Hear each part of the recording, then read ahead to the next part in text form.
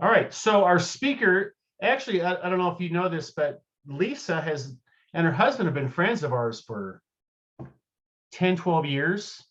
I knew Lisa before she was a best-selling author. I played golf with her husband, Andy, this summer, probably 8 or 10 times.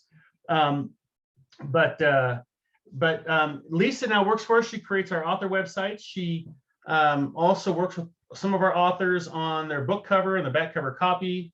And she does a lot of author promotion. And if you came to our conference, she blew people away. Actually, on our evaluations, the highest ratings we got were the 1 hour workshop that Lisa did. And so, Lisa, I'm going to turn it over to you. And why don't you just take it from here, and just thank you very much for being a part of this tonight. Absolutely. Hi, everybody. Good to see all the faces. We are going to provide a couple of documents for you at the end of this, so that you can refer back to them. And what I'm going to go through is an author book marketing checklist. Now, a lot of you are already published or are, pretty far along in the process. And this checklist actually starts 5 to 6 months before publication, but don't panic. You can do all these things whenever you want to. This is just something for future books, because I assume that at least some of you plan to do more books than what you've done already. So we're just going to jump right in. Like I say, you'll have this document in hand, as well as another one about various ways to market your book that we will send out to you as soon as we're done. We'll also have time for questions.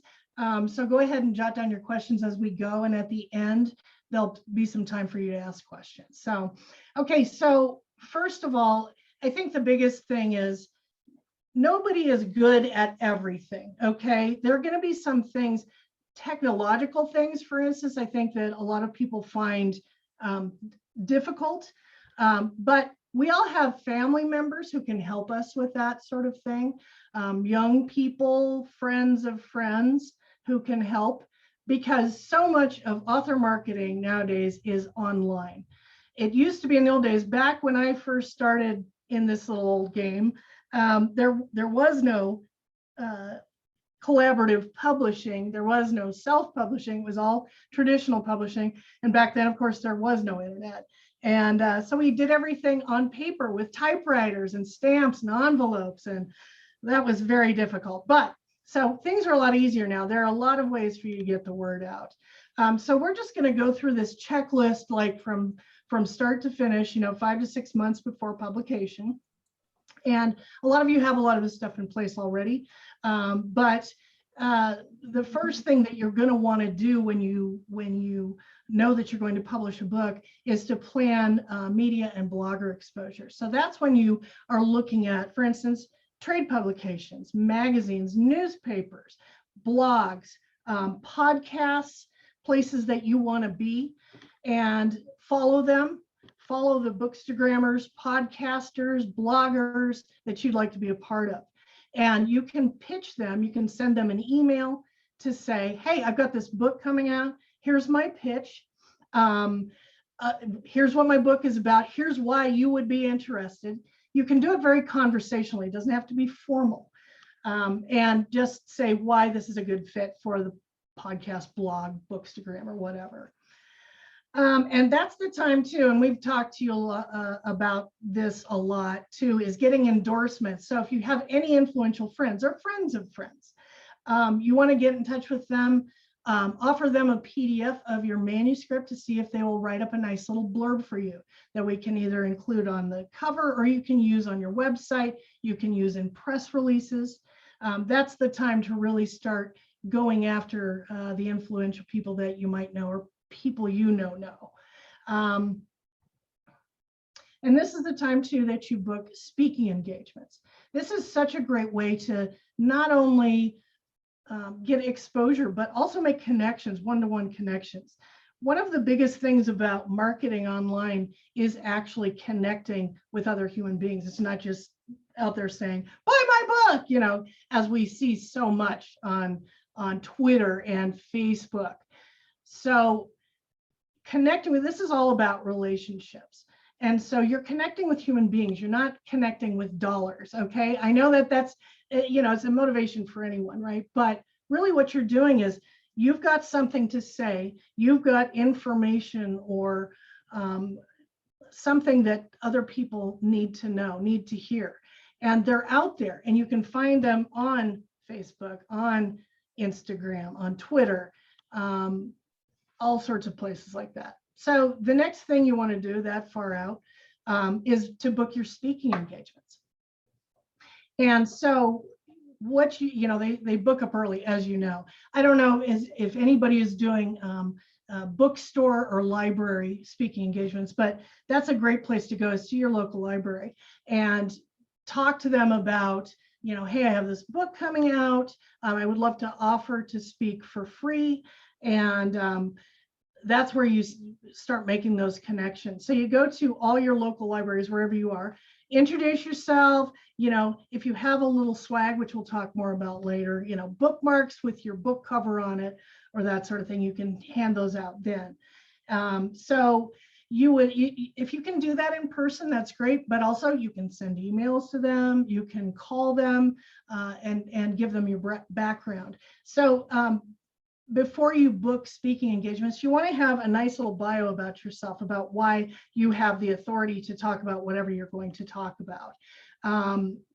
For instance, I'm a fiction author, so I have to go, mine is a little different. I think, most of the people here are nonfiction writers. And so it's a little more difficult when you're a fiction writer, because you have to be able to speak with some authority that, yeah, I know about writing. Or for instance, one of my second book they're all thrillers, but my second one was about a woman who has a music blog and a satellite radio show. And so I was able to approach them and say, I know a lot about music, which I do, and I can go in and I can talk about music. And so it's not directly going, hey, here's my book. I'm giving people information, for instance, about rock and roll history or whatever, that people are interested in talking about. Now, I do a ton of teaching, writing, and marketing, obviously, and all sorts of author related things. And so I speak a lot at writers' conferences. Now, all of us belong to various organizations. For instance, if you belong to the Rotary Club, or you belong to a book club, or if you belong to a knitting circle or anything like that, those are all opportunities. You're going after, the people that you know and who know other people. You talk to them and you say, hey, I'm looking to talk to people about my book. And here are some of the topics that I can talk about. Now, obviously, Kelly, for instance, you can go so many places and talk about addiction, right? You can go to hospitals, you can go to you can go to all sorts of civic organizations, libraries, any place like that, therapy centers, and be able to talk with authority about your subject. And so that's, like I say, get a bio together so that it tells people what your expertise is and why you're qualified to speak on what you're going to speak on. And then you start reaching out to these different places.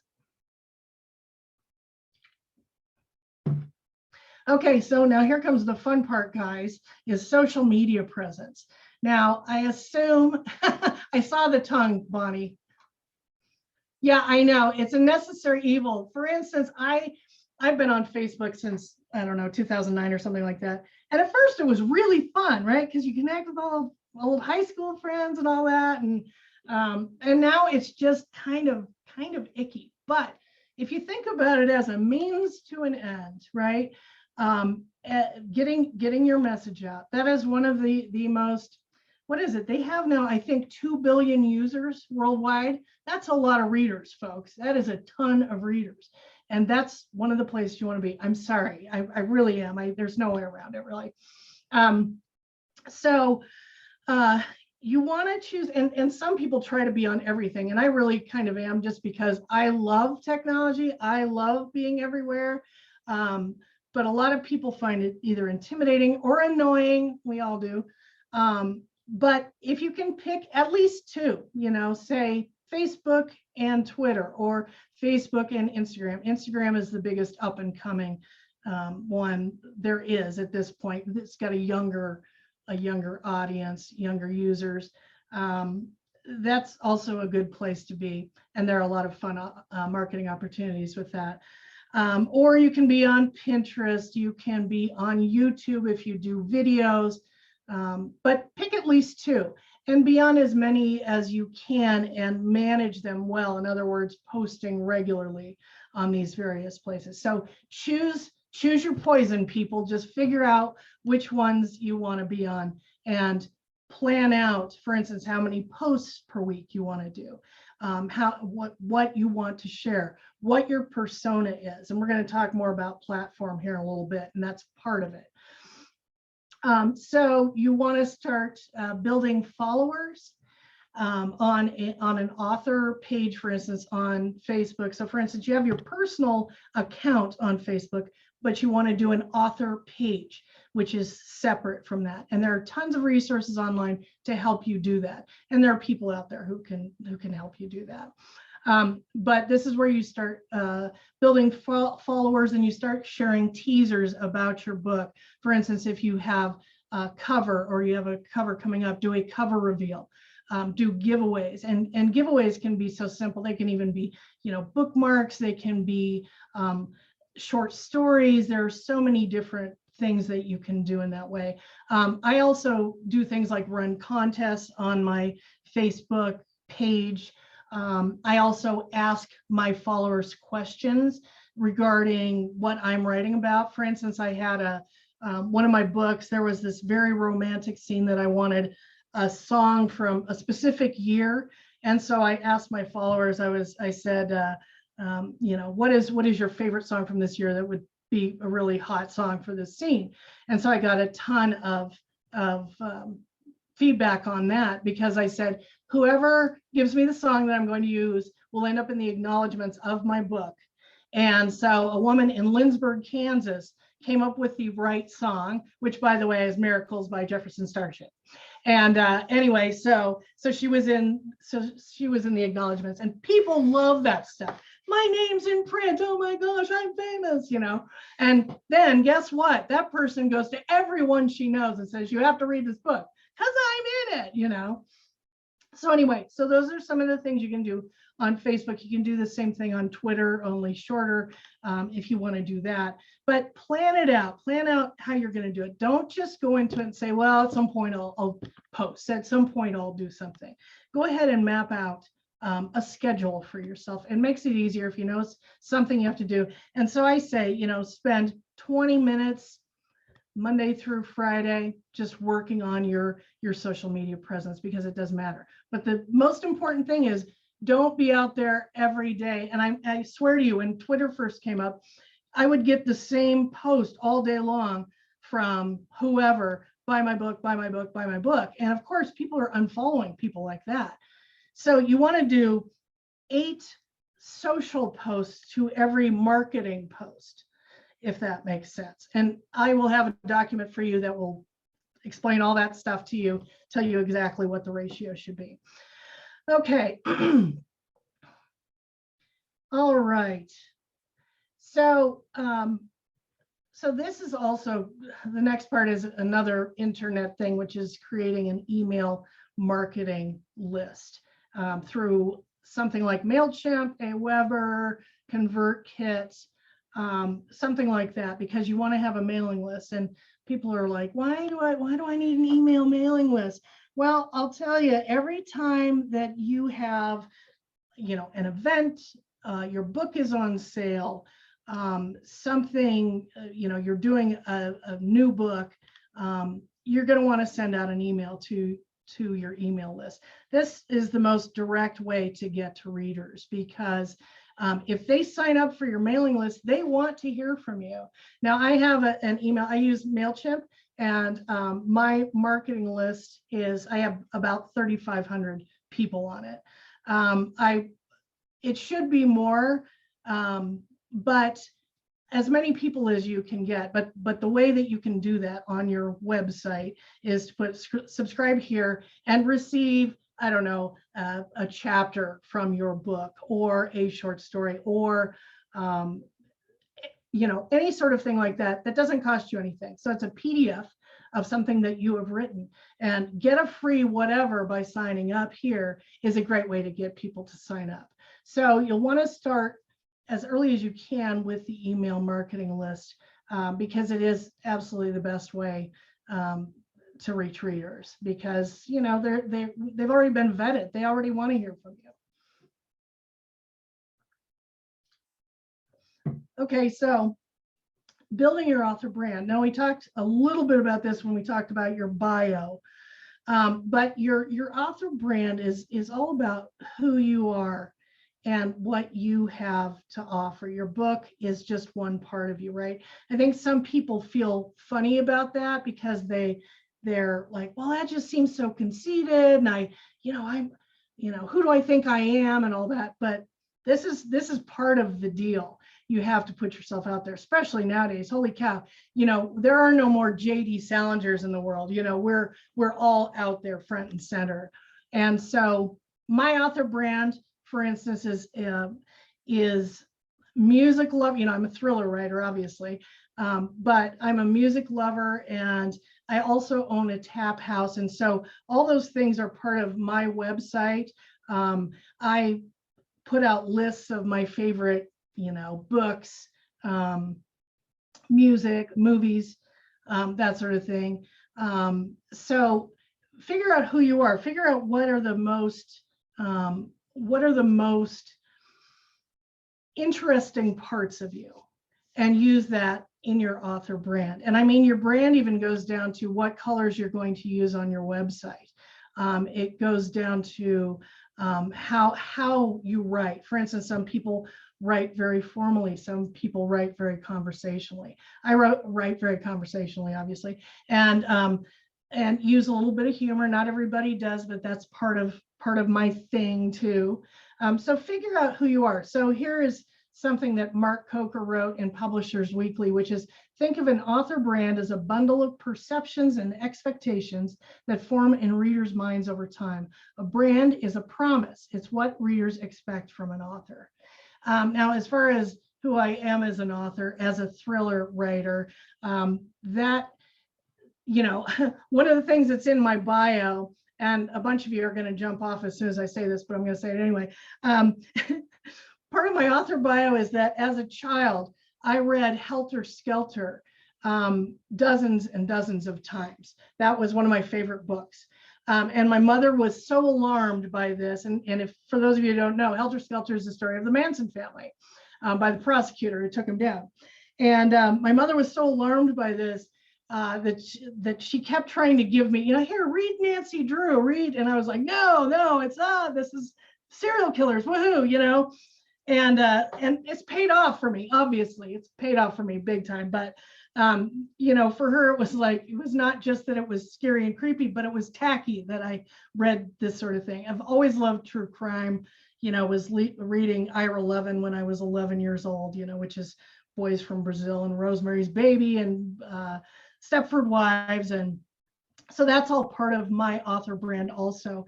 I'm very forthcoming about that because it is what it is, right? And, the more authentic and real you can be with your audience, the better off you're going to be. I mean, because that's going to come through in your writing, whether you want it to or not. Who you are comes through in your writing, comes through in your stories. So just keep that in mind.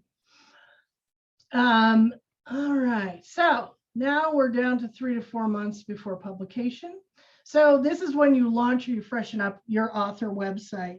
Now this is where your readers are going to land first when they Google you. They're going to end up at your website, and that's where all your goodies need to be. To the email marketing list, all your social media, a blog if you have one. Now I have a blog, but I don't do it very often just because I got way too much going on. But especially when you're getting started, that's a good way to reach out to people on a pretty regular basis. And that, can be anything of your choosing. For instance, like I say, I'm a thriller writer, but I write about everything from the basement exorcism I heard through the floor when I was in college to, a poem that I wrote not too long ago, just throw things up like that.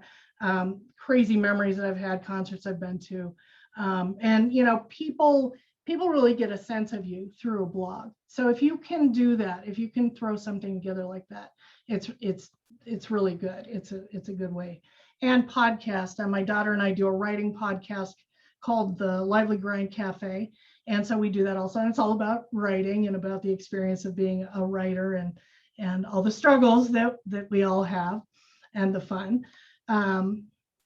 But anyway, so that is the place where you want to start, is your website, putting it together so that it's got personality and that it represents you in a good way. Okay. So then it's time to create your pitch, to get in touch with national magazines. And if you want to go that way, and not everybody does, especially nowadays that so much is online.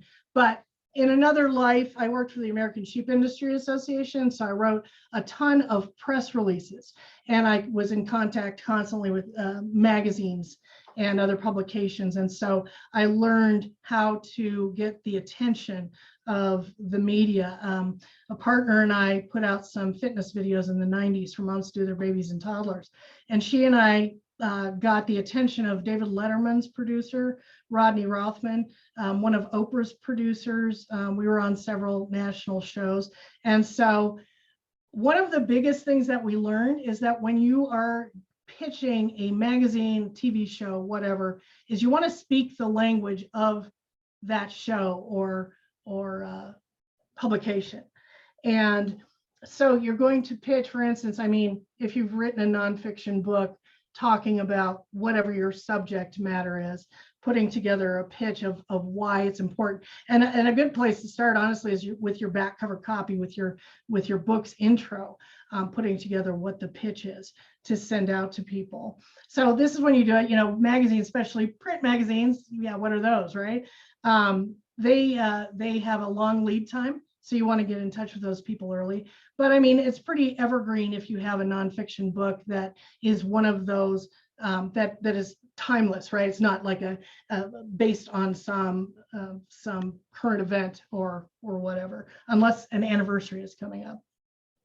This is also when you want to come up with your marketing materials. Now, that includes your writer's business card.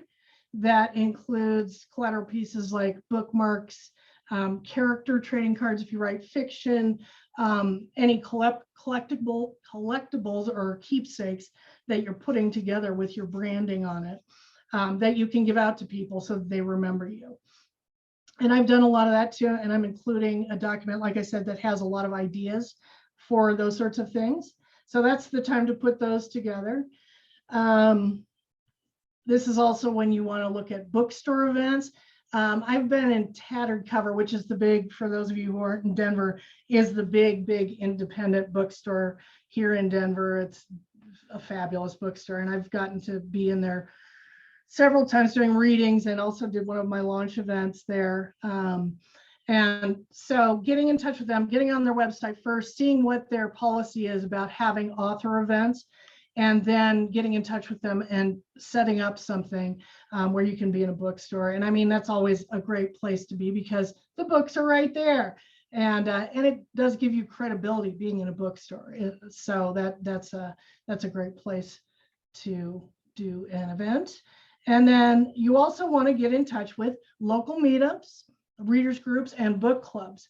And all you have to do is Google that stuff to find book clubs where you can just shoot them a friendly email saying, hey, I've got this book coming out and I would love to talk to your group about it. If you guys want to read it, I would love to. And you can even, if you're feeling super generous and you have a little extra money, offer them the books for free, as a gesture of goodwill. That is one way of getting in. And you don't have to do just in-person visits, especially nowadays. You know how that is with all the pandemic stuff going on.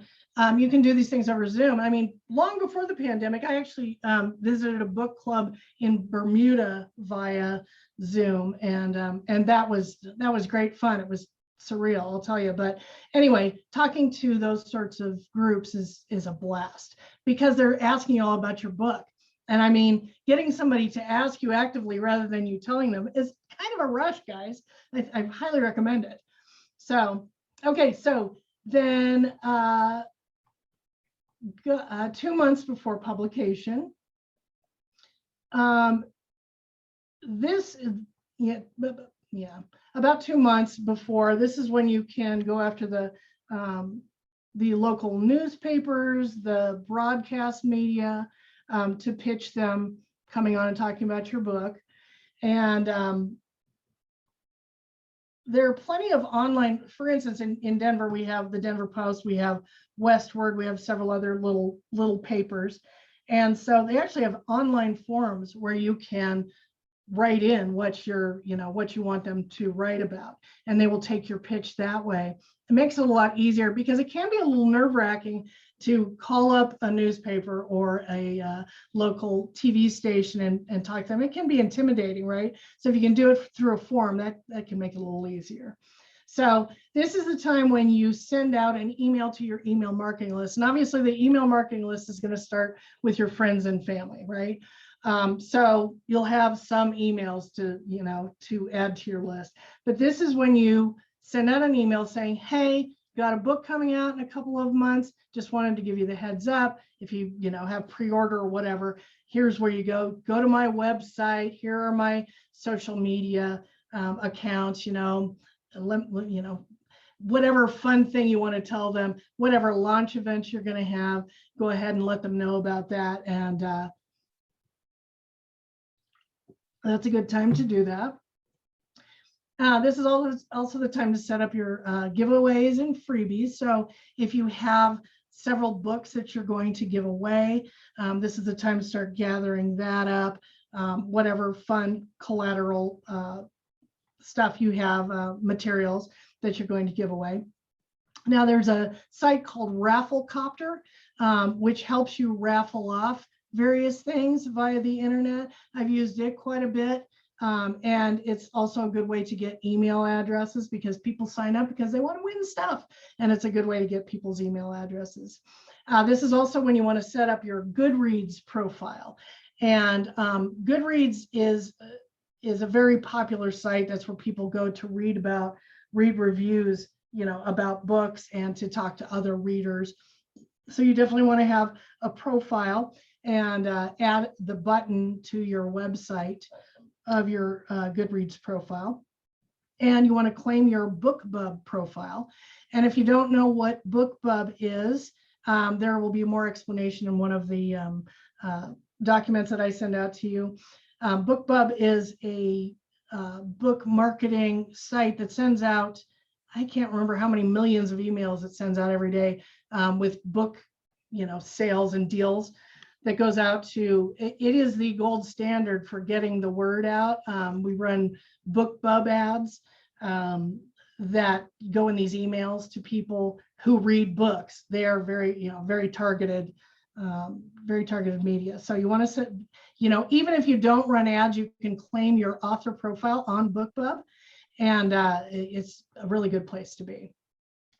Okay, so 1 month before publication, you want to do your cover reveal on your social media. So that's when you show everybody. And I'm, as I said, I love technology. So I actually made a video for my last cover reveal. And it was a rock wall with rocks being thrown through it. And then my cover was behind it. And it was awesome. So, but just a regular old, hey, here's my new cover. And people get very excited about that sort of thing. You're building anticipation, for people to be ready to buy that book when it comes out, right? Or when it goes on for pre-order. So again, this is when you're solidly entrenched in, you're doing your posts on your social media accounts. You have a set schedule when you send things out, and be sure, and as you get closer, make sure that you're diligent about this, because it's really important to get it out there. And then, you know, any reviews that you start getting, like, for instance, if you've sent out to friends or whatever, your book before it actually comes out so that they can read it beforehand, have them post reviews on Goodreads and Amazon, and be sure and comment on any ones that you get. Not the negative ones though, guys. Don't ever comment on a negative review under any circumstances. And just as a fun side note, my favorite bad review I ever got was for my second novel. And this guy wrote, "Dear L.S. Hawker, please, please, please, please, please, never, ever, ever write another book again."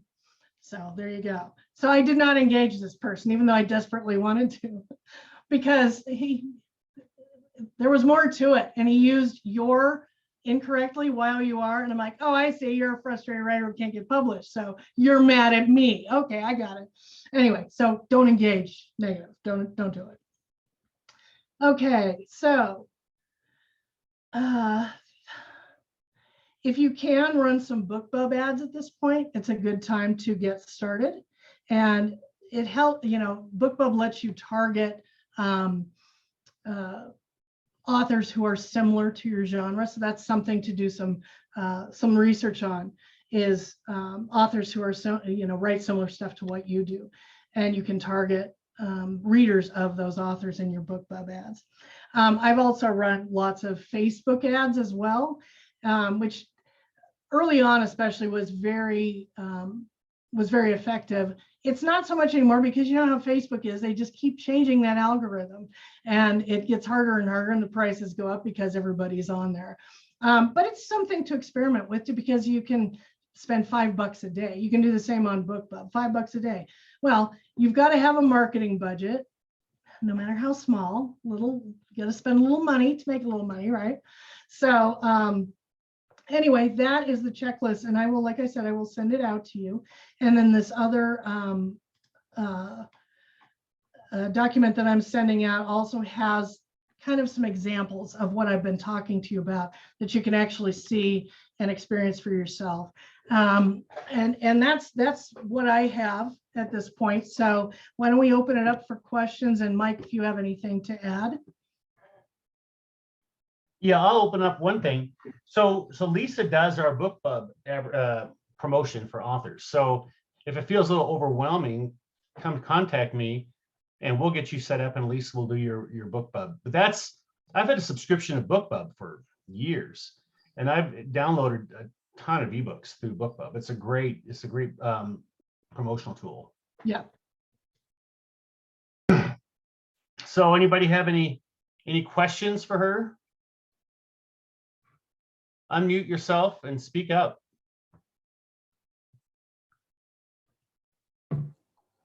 I have a question for Lisa.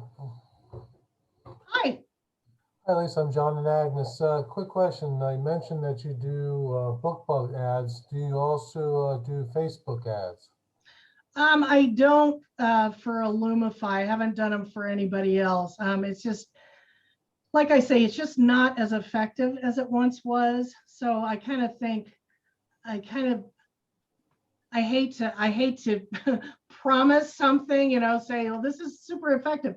It was for me, but I recommend kind of trying it out for yourself. And there are a lot of resources online telling you how to do it. The problem too with Facebook is that the user interface is very clunky and difficult to navigate. So it's just, I try to stay away from it. I mean, because Facebook is all over the place, right? But BookBub is books, is readers, you know, so that's why we recommend that.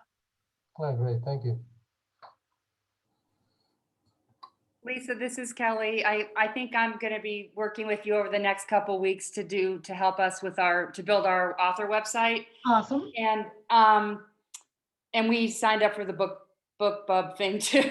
So Okay, I guess I actually am meeting with a young person on Friday who's going to help me open some accounts through Facebook and things. And I'm confused how everything relates. So what I mean by that is, when you go on Amazon, or when I go on Amazon and I purchase a book, I see down at the bottom, it'll say contact the author or author information, and it looks like there's a link that then goes to their author webpage. Mhm. But if I open an account with Facebook under an individual account, Mhm. then, and you said link it to your author webpage, is that opening another business account? Or No. See, with Facebook, you have your personal account, right? That you post puppy pictures and whatever on. So if you then go to Facebook and say create a new page, it will take you through and say, are you an individual? Are you a business? Are you a nonprofit? Are you whatever? And that is a separate page that's linked to your personal page, but you name it, Kelly Ryan author, right? So that's what my Facebook author page is on Facebook. so that author page is different than the author page that you're going to create for us. Website is separate from Facebook page. Right. So, but we don't link them all together. So like on Facebook, I wouldn't put my author page link that you create for us. Yeah, you put your website address on everything, absolutely everything. And when we create the website also, we'll have buttons that will take people to your Facebook page, to your Instagram, to your whatever. So it all works together. So with Karen, she jumped on the call. She's on here right now. She's my sister from Florida. So how do we do it with Kelly and Karen? Or do we do separate our own individual pages? That's a good question, because I've never actually dealt with a writing duo before. Yeah.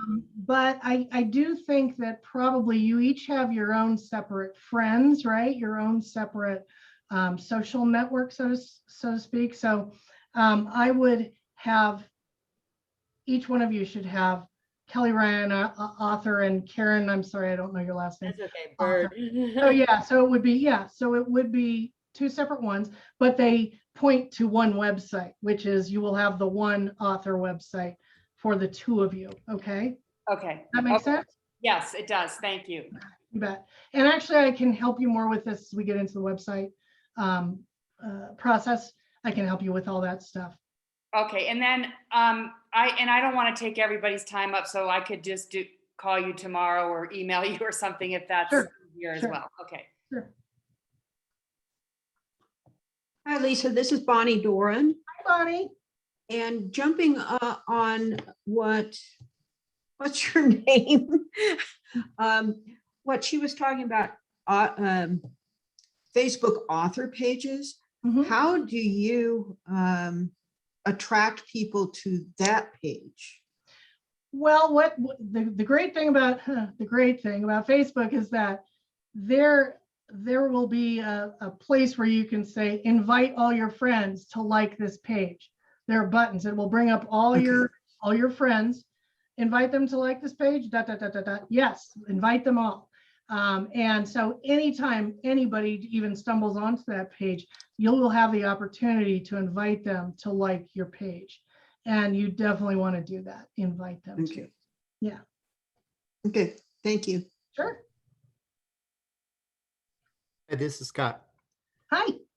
So you got a blog going out on your webpage. Mm-hmm. Do you take that same blog and post it on everything else? Or Yeah, you can. You definitely can. Yes. It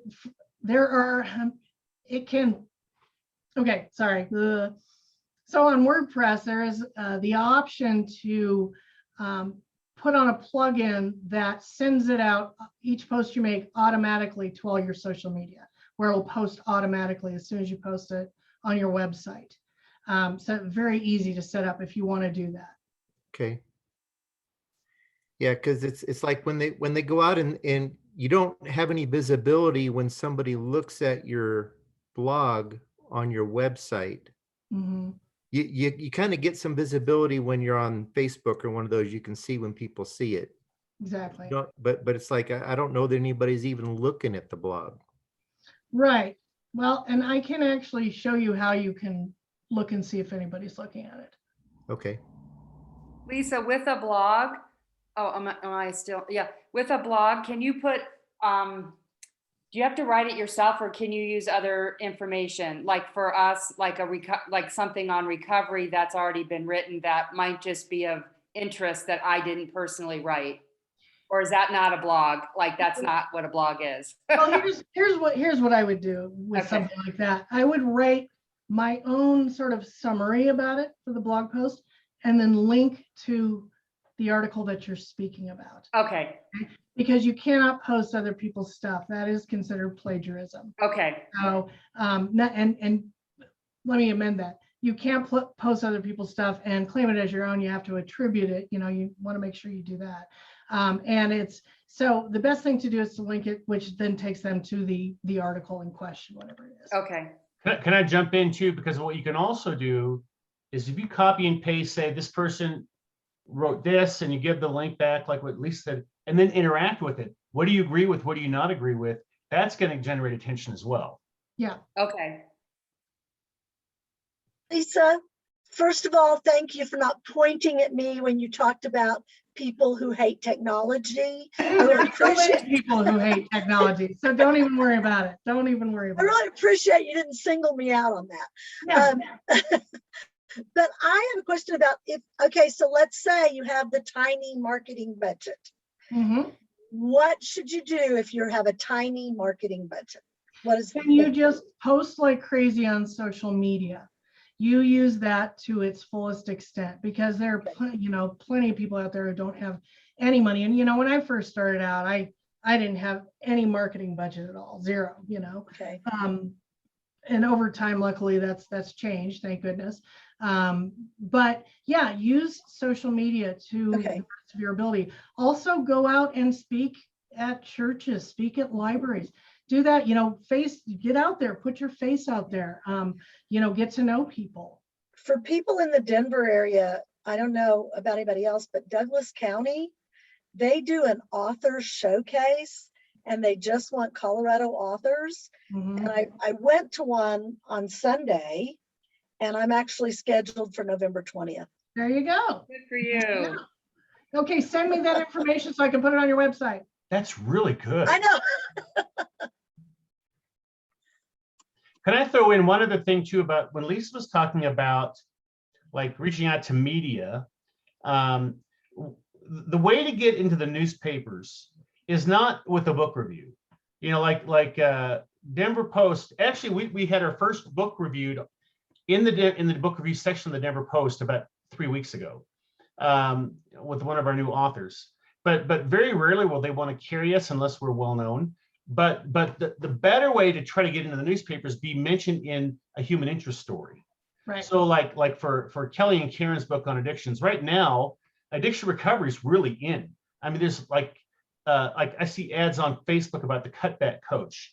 And so you take a different angle of your subject, and it can even be a fiction novel. You think, break it down in topics, and then contact the media and say, this is my perspective on this. If you're looking for somebody to talk to about this subject, I'm available, and I'm a recently published author. That's the easier way to get into the media. Right.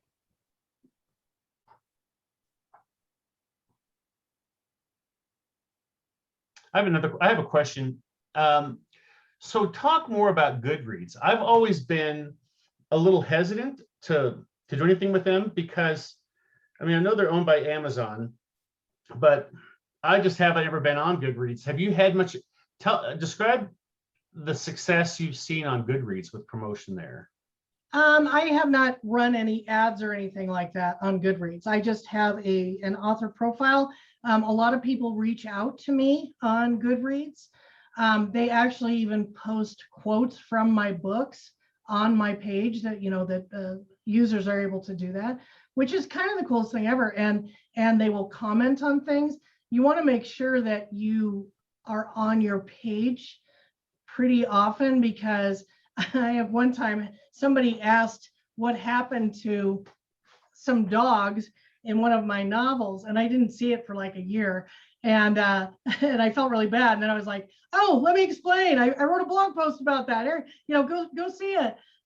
But you don't have to spend any money at all on Goodreads. You can do a giveaway, which I, recommend you do. Why not? It costs you a book and some postage. Make sure that it's only domestic, because if you have to ship a book overseas, it's really expensive. It's insanely expensive. But just make sure that you have all your info. You have a bio on there, you have a picture. Just make sure you have a presence on Goodreads and visit it. Also review other people's books. Be that person who recommends other stuff, and be active on the community. There are a lot of groups on there you can join to discuss other books. And again, with an eye to relationships as opposed to buy my book, you're creating community, right? That's the important thing, not constantly asking people to buy your book. So Lisa, on that, then should you have a Goodreads, like I have a personal Goodreads profile where I, keep track of all my books. Should I have a different one for an author page? Yeah, that's completely separate. An author page is completely separate. And you can Google that easily and say, how do I set up a Goodreads author page? So.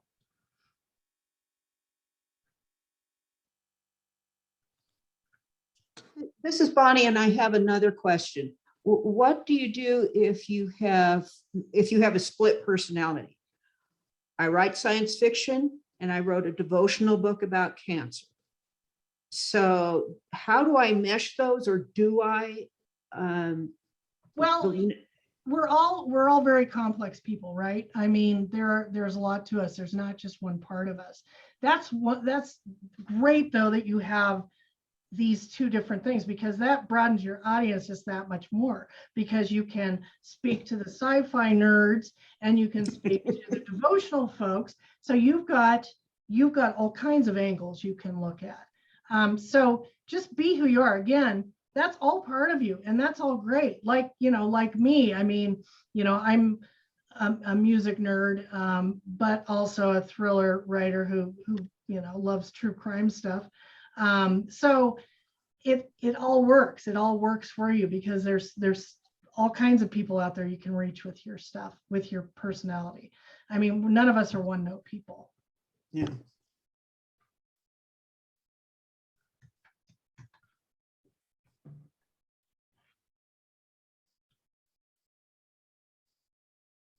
You got an opportunity right now. I know, Rob, you showed up late, and I will send you a video link so you can watch it tomorrow. So Wasn't it 7 Mountain Time? yeah, So it's 8 o'clock for you guys right now? it's almost 8. Huh. The fun of living in Arizona.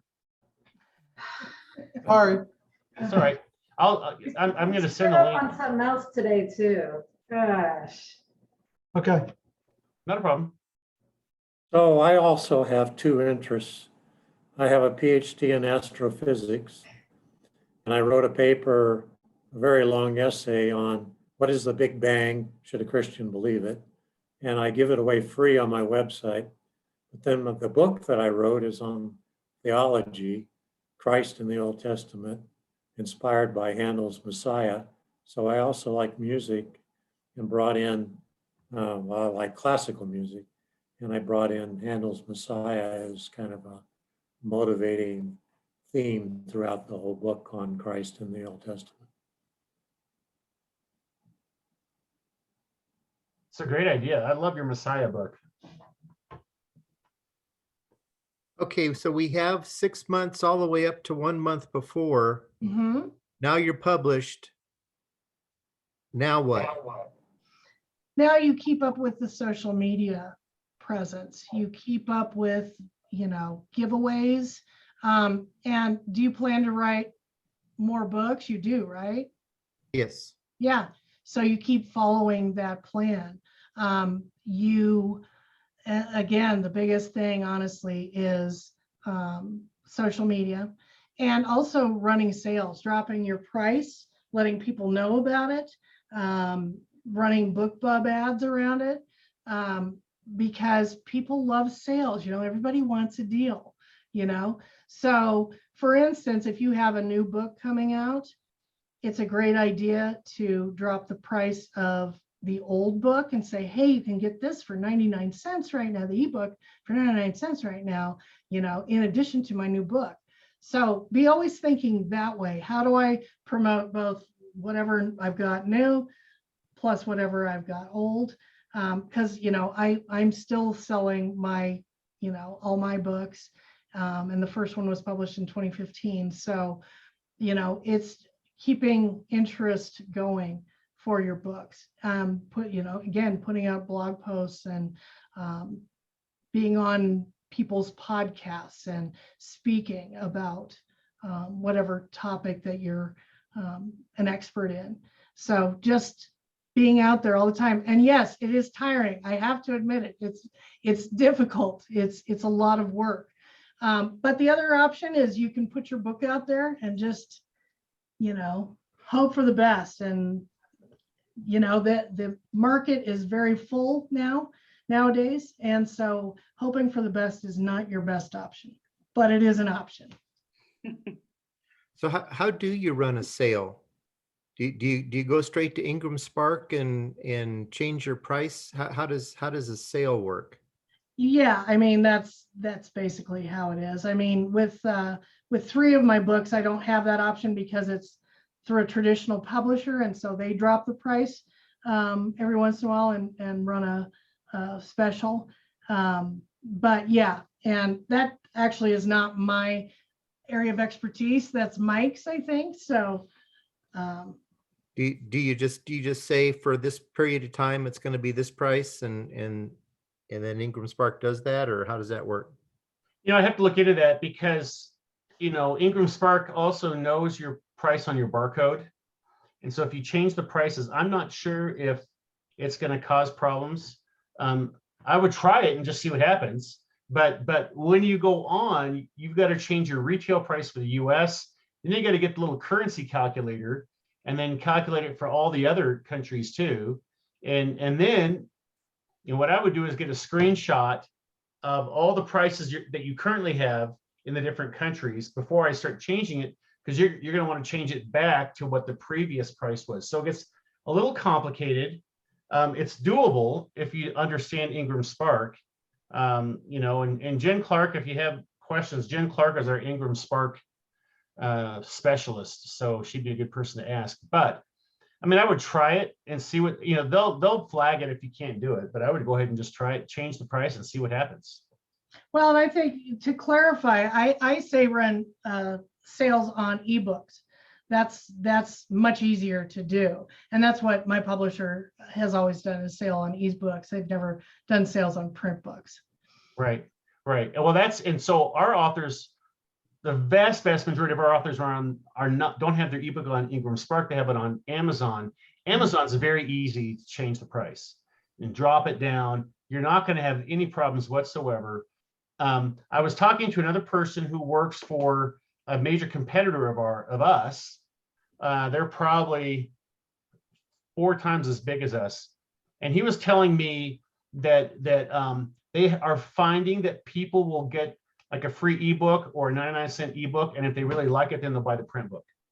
So there is a tie-in, there is a benefit from marketing the heck out of your ebook and finding some benefits with your print book.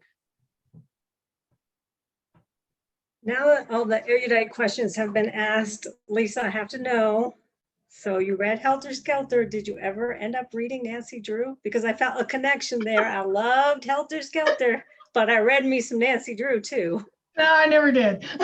Okay. I just couldn't get into it. She just seemed so, I don't know. She just seemed a little too sweet to me.